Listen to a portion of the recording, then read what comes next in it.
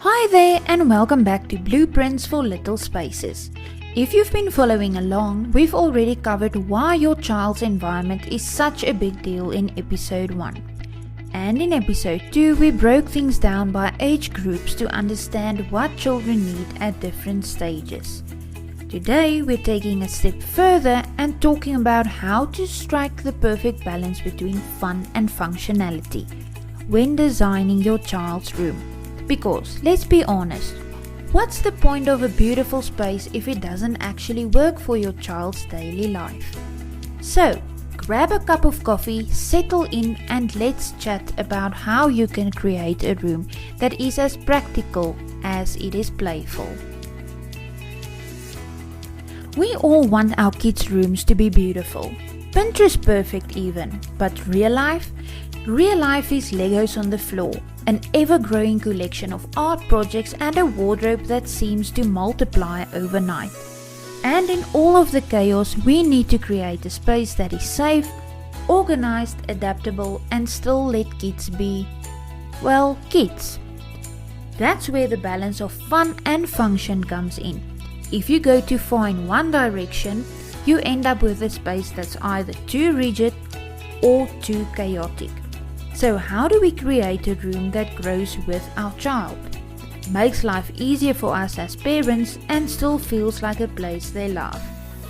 I've put together a checklist to help you do just that. But first, let's break it down. So first of all, is understanding your child's needs. Before you buy a single piece of furniture, take a moment to think about what your child actually needs at this stage. A toddler's room should encourage independence. A school-aged child might need a proper study space. And a teenager? Well, they probably want more privacy and self-expression. Now I want you to ask yourself, what activities does my child do in their room? Do they need a quiet reading nook, a play area, or a creative space? And how will these needs change in the next few years? A room should be designed not just for now, but with the future in mind. Now the next point to have a look at is layout and furniture. The goal here is to make the space feel open and functional while maximizing every centimeter of the room. Some key things to consider. Invest in multi-purpose furniture. Think bunk beds with storage, fold-down desks, or ottomans that double as toy boxes. Keep the main areas clear for movement and play. And choose furniture that can grow with your child. Instead of a toddler bed, go for one that converts as they get older. The third point that we need to have a look at is safety and comfort. A beautiful space is useless if it's not safe and comfortable. Some things to think about: soft rugs and floor cushions create a cozy vibe. Lighting matters. A mix of bright lighting for playtime and softer options for winding down is key. Also, choose non-toxic, child-friendly materials, especially for younger kids who still like to put things in their mouths. Now, the next thing that we need to have a look at is storage solutions. Let's talk about storage. Because let's face it, kids come with a lot of stuff. The trick is making storage work for your space. Use vertical space. Shelves, wall hooks, and over-the-door organizers are your best friends. Make storage accessible. Bins and baskets at your child's height encourage independence. Then, label everything. It makes tidying up so much easier.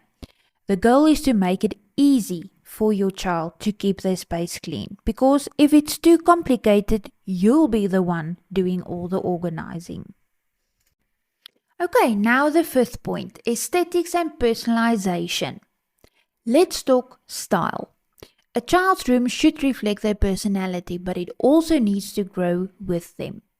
Some tips: keep the big pieces neutral and bring in color through decor.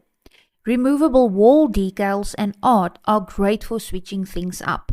Let your child have a say. If they pick something they love, they'll feel more connected to their space. The next point to have a look at is budget-friendly design. You don't have to spend a fortune to create a great space. A few cost-saving ideas. Repurpose furniture instead of buying new. DIY decor. It's fun, personal, and budget-friendly.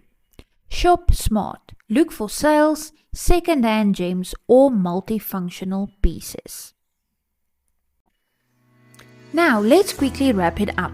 Balancing fun with functionality doesn't have to be overwhelming. It's all about understanding your child's needs. Choosing furniture that works for now and later, creating smart storage solutions, making sure the space is safe and comfortable, adding personality without going overboard. And because I know this is a lot to think about, I've created a free checklist that walks you through every step. It's called Balancing Fun with Functionality, and it's got everything we covered today in an easy to follow guide. You can grab your copy in the description below. Trust me, it will make designing your child's room so much easier. Now, before we go, let's quickly recap with the fun blueprint, a simple way to remember the key takeaways from today's episode. F. Functional first. Every design choice should serve a purpose. Prioritize smart layouts, multi-purpose furniture, and easy storage solutions. U. Unique to your child. Let their personality shine, whether it's through colors, artwork, or a cozy reading nook. Make sure their space feels like theirs. And then N. Needs over now. Think ahead. Design and growth in mind, so their room evolves as they do. If you follow the fun blueprint, you'll create a space that is both practical and playful. A room your child will love now and for years to come. That's it for today. If you found this episode helpful, don't forget to subscribe. Share with a fellow mum who needs this and tag me on social media with your favorite takeaway. Next week, we'll be diving into how small intentional design changes can make a big impact, so be sure to tune in. Until then, happy designing!